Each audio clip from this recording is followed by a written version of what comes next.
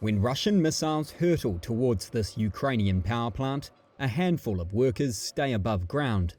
They keep working in a control room protected by sandbags to keep the system running manually. This facility, its location energy officials asked Reuters not to identify for security reasons, has been pounded by missiles this year. In an aerial assault on the grid Russia renewed this month as the war's third winter sets in. Shift leader Serhiy has worked at the plant for over 30 years. We're working 24/7. This is our front. Some of the guys have a front in the east, but our front is here.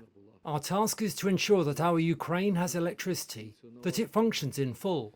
So when there are attacks, we stay here, even though we know there are missiles coming at us. But we have to be here to ensure she will keep running. Missile strikes as recent as November have created holes in the walls as equipment lies in disrepair. Water drips from the damaged roof with rocket fragments and metal sheets lying twisted on the floor. The facility typically provides electricity and heating to hundreds of thousands of people. It is one of 5 remaining thermal power plants owned by DTEK, Ukraine's largest private power provider.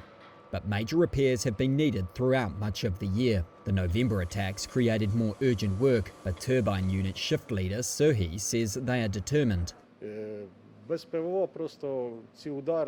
Every time it gets worse and worse, but we manage. We are finding reserves, brainstorming how we can bypass something and how to fix some gear as soon as possible. Russia, which denies targeting civilian infrastructure, views the Ukrainian power system as a legitimate target in its war. It has inflicted major damage on energy facilities since it began a spate of attacks on the grid in spring. It raises the prospect of long blackouts and other outages in the depths of winter. Temperatures are already hovering around 32 degrees Fahrenheit. But these workers say they will do what they can to keep Ukraine's lights on.